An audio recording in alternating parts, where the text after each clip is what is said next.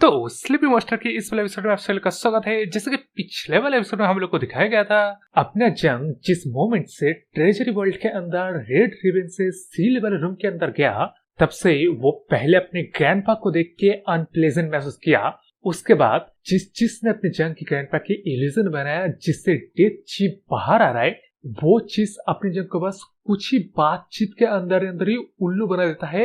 और उल्लू बना के जब वो खुद चीज बाहर आ जाता है तो अपने एसरगुस्ट स्टेड अपने जंग को कहता है कि यहाँ से भाग, हम लोग इस बीन के सामने एक सेकंड भी टिक नहीं पाएंगे।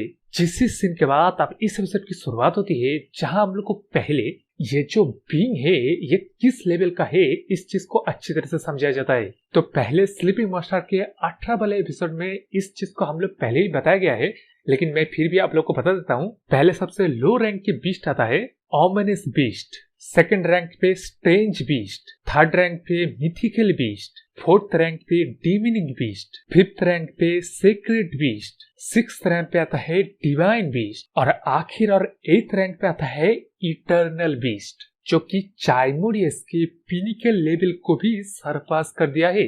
आप लोग को मतलब याद आ रहा है इस बंदी को देख के, जिसने कि पहली बार अपने जंग को ये चाइमोडियस और सैमन के बारे में बताया था और ये भी कहा था आखिरी लेवल पे जो बीस्ट है वो लेजेंडरी एग्जिस्टेंट है। और इसके साथ साथ ही पिछले वाले एपिसोड में हम लोग को पता भी चल गया कि इन तरह का बीस्ट का सिर्फ रिकॉर्ड एक अर्बन लेजेंड के तौर पे रखा गया है। मतलब कल्टीवेशन की दुनिया में भी अर्बन लेजेंड जिसको कहा जाता है उस लेवल का ये चीज है।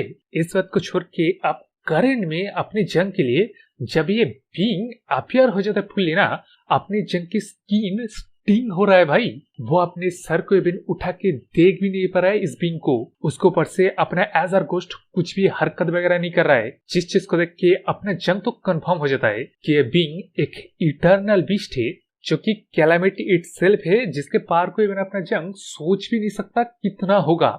मतलब समझ रहे हो, ये बात अपना जंग सोच रहे भाई। उस बात को भी छोड़ के पहली बार अपने जंग को सीरियसली घुटनों में लाता है ये इटर्नल बीस्ट अपने सिर्फ एक उंगली का इशारा देके।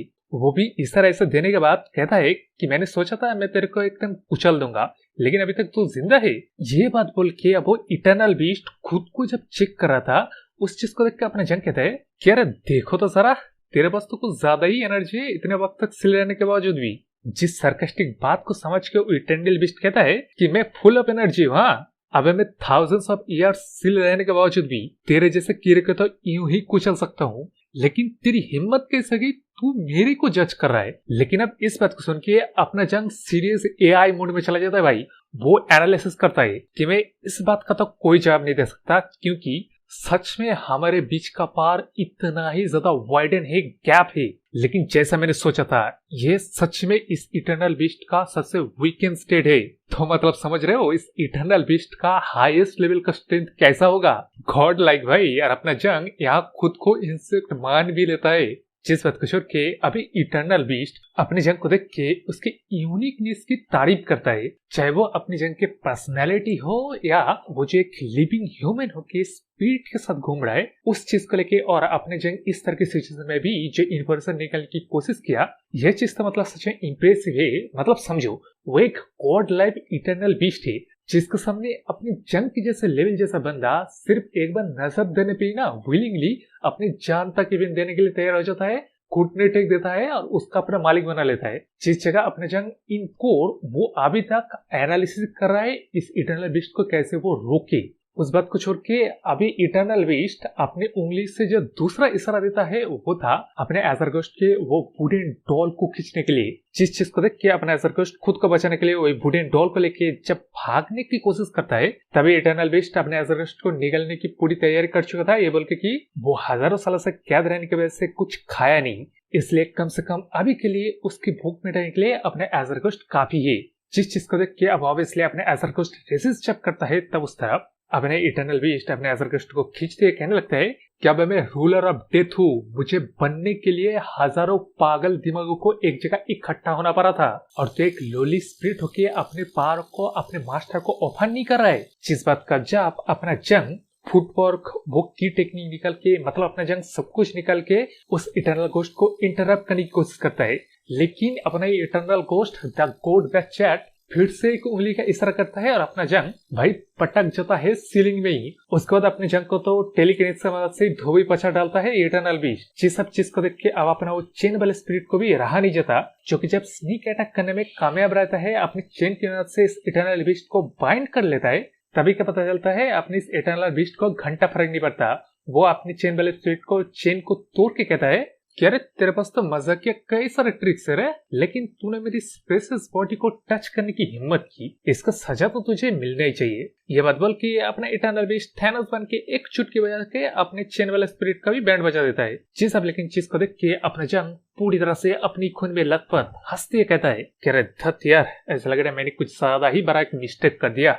लेकिन इस बात को सुन के अपना इटर्नल बीस्ट अपनी जंग की तरफ जाते हुए कहता है कि इवन इस सिचुएशन में भी हंसना ये चीज इंटरेस्टिंग है, लेकिन मेरे को ज्यादा पसंद तब आएगा जब तू मेरे सामने गिड़गिड़ाएगा। ये बात बोलते हुए आगे बढ़ के अपने जंग पे इटर्नल बीस्ट और ज्यादा टॉर्चर करता था। उससे पहले इस ट्रेजर वर्ल्ड का वो जो गार्ड था आवाज वगैरह सुन के रेड रिबन वाले दरवाजे के बाहर आ जाता है, जो कि अंदर दिखता है अपने इस इटर्नल बीस्ट को, जिसको पहचान नहीं पाता है। इसलिए पूछता है कि अबे तू कौन है, जिसका जवाब अपना इटर्नल बीस्ट देता है कि तू है ना, अरे मैं तेरे को कब से खाना चाहता था। यह बात बोल के अपना वही उंगली का इशारा करके अपने इस गार्ड को भी अपने पास खींच लेता कि उसका पार काम नहीं करता भाई, जिससे वो खुद एक मोमेंट के लिए कंफ्यूज तो होता है, लेकिन साथ ही साथ ये समझ जाता है कि वो जो रेड रिबन है ना, वो ही चीज इसके पार को ब्लॉक कर रहा है। और इस रेड रिबन को उस 3 आंखों वाले बंदे ने मतलब लगाया था। इसका मतलब समझ रहे हो, सीक्रेट टी से बना उस वुडन चेस्ट के अंदर वो क्रैक किस तरह आया होगा। जिस बात को छोड़ के अपने सीक्रेट बीस्ट के लिए ये कुछ ज्यादा प्रॉब्लम नहीं है, सोल्यूशन है उसे मतलब रूम के बाहर जाना पड़ेगा। जो वो जब करने की कोशिश करता है तब यार वो बाउंस बैक हो जाता है भाई। जिस चीज को देख के अब अपना जंग फुल्ली कंफर्म हो जाता है। वो अपने दोनों स्पिरिट को ऑर्डर देता है कि रूम के बाहर जा, जो चीज दोनों स्पिरिट करता भी है और उस मोमेंट में कर लेता है जिस मोमेंट में अपना इटर्नल बीस्ट उस सील के फोर्स से रिकॉइल में था। लेकिन अब अपना जंग था, जो कि पहले खुद की जान को बचाना चाहेगा, तो वो खुद भी भागने की कोशिश करता है, लेकिन अपने स्पिरिट लोगों से वो ज्यादा तेज नहीं था। उसके ऊपर से अपने इटर्नल बीस्ट का पहले से ही टारगेट अपना जंग था, जिसने की वंस अगेन उंगली का इशारा करके अपने जंग को वहीं पे रोक लिया। जी सब लेकिन मोमेंट से स्प्लिट मोम ने रिकवर करते हुए अपना इटर्नल बीस्ट उसके कंपोज स्टेट में आ जाता है और अपने जंग को कहता है कि भाई तू तो कुछ ज्यादा ही तेज सोचता है, मतलब तू सा स्पीड मोड में तूने समझ भी लिया क्या करना है। जिस बात का जवाब अपना जंग देता है कि तुझसे डील करना सच में डिफिकल्ट है। हाँ, लेकिन अब इस बात का जवाब अपना इटर्नल बीस्ट देता है कि हाँ, अभी मैं एक टिपिकल पोजीशन में हूँ, मुझे लगा नहीं था वो 3i बास्टर्ड के पास इतना ज्यादा पावर होगा। लेकिन अब इस बात को सुन के अपना जंग वो पहले वाले ऑफर में आ जाता है, जो अपना इटर्नल बीस्ट नाटक कर रहा था ना कि अपने जंग अगर चेस्ट को ओपन कर दे तो अपने जंग के हर एक विश को फुलफिल करेगा। उस बारे में अपने जंग हंसते पूछने लगता है कि क्या वो ऑफर अभी भी वैलिड है। मतलब यार अपने जंग के सामने गॉड लाइक बीइंग के भी वीकनेस का हिंट थोड़ा सा दे दो, वो समझ जाएगा उसके बाद क्या करना है। मतलब सीधी सी बात है, अपने इस इटर्नल बीस्ट को बाहर जाना है, जो वो कर पाएगा अपनी जंग की मदद से। अपना जंग ये ऑफर दे रहा है भाई, लेकिन उससे अपने इटर्नल बीस्ट नाम में ही है इटर्नल, थाउजेंड्स ऑफ ईयर साला जिया है। जिस बात को छोड़ के अपना जंग आगे कहता है इंडियन उसके वजह से तो उस चीज से अपने इटर्नल बीस्ट आजाद हो पाया। लेकिन इस बात के जब में अपने इटर्नल बीस्ट कहता है कि क्या रिडिकुलस बात कर रहा है, तेरा खुद का ग्रीडीनेस ही तेरा डूम का वजह बना। लेकिन इसके जब में अपना जंग कहता है कि अरे तू इतना ज्यादा ओल्ड है, आप इतना भी पेटी मत बन, उस तरह की चीज तो किसी यंग बंदे से एक्सपेक्टेड है ना। लेकिन इसके अब जब में अपने इटर्नल बीस्ट कहता है कि अबे तू तो कुछ ज्यादा ही स्ट्रेंज है, मतलब इस मोमेंट भी तेरे को डर नहीं लग रहा है, और नहीं तो मतलब तू क्या सोचता है तू मर नहीं सकता है इवन इस मोमेंट में भी।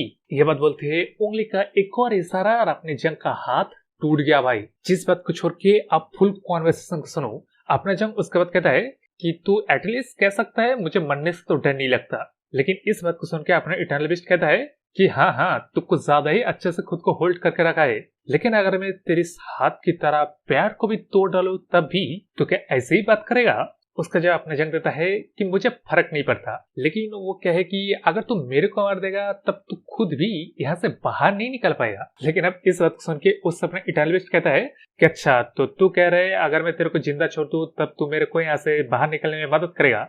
ऐसा लग रहा है तू अपनी जिंदगी का सच में वैल्यू करता है। लेकिन इसके जब में अपने जंग कहता है कि नहीं रे, एक्चुअली जो बंदा मतलब जन्म लेता है उसे मरना ही है, तो मरने से वैसे भी डरना नहीं चाहिए। लेकिन अब इस बात को सुन के उससे अपना इटर्नल बीस्ट कहता है कि अबे तेरा अगर ऐसे ही सोचे तो अपनी जिंदगी के लिए इतना भीख क्यों मांग रहा है। उसका जवाब अपना जंग रिवील करता है कि उसे किसी को मारना है, उसको मारने से पहले वो मर नहीं सकता।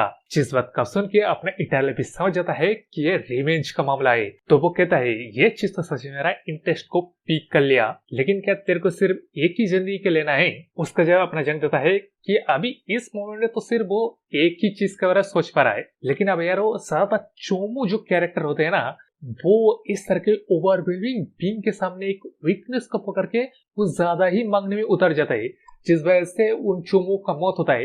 लेकिन अपना जंग है जो चोमू तो बिल्कुल नहीं है, यह बात तो गारंटेड है, तो वो एक ही चीज मानता है और इस चीज को देख के उस तरफ इस बार सच में अपना इटर्नल बीस्ट मतलब इंप्रेस हो जाता है। इतना कि वो अपने जंग का तारीफ भी बिन कर देता है और कहता है कि चल तेरे प्लान पे ही चलता है, वैसे मैं आज गुड मूड में हूँ।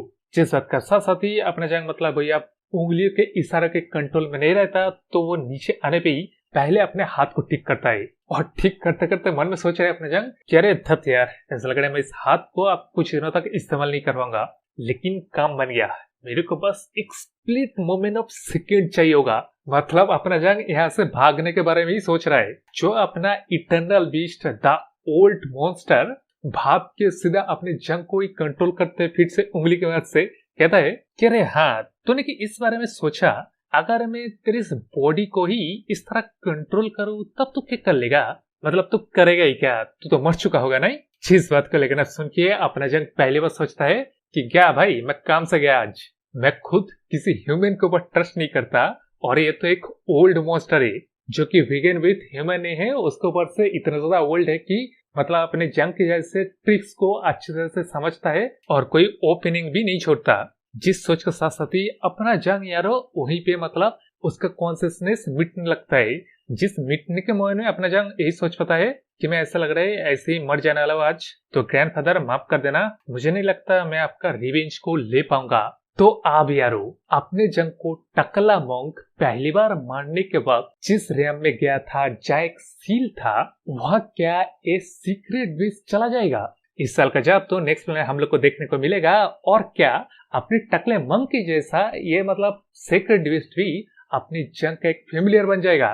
वो होने के तो ज्यादा चांसेस है, या नहीं तो वहां पे अपनी जंग के ही दद्दू के प्लेस के सील अपेयर हो जाएंगे और अपने जंग का दद्दू भी, जो कि अपने जंग को बचाने के लिए अपेयर हो सकता है। मतलब समझ जाओ आने वाला नेक्स्ट चैप्टर मजेदार होने वाला है। तो मेरे इस चैनल को सब्सक्राइब कर लीजिए, लाइक और कमेंट जरूर करना, बोले तो बाय।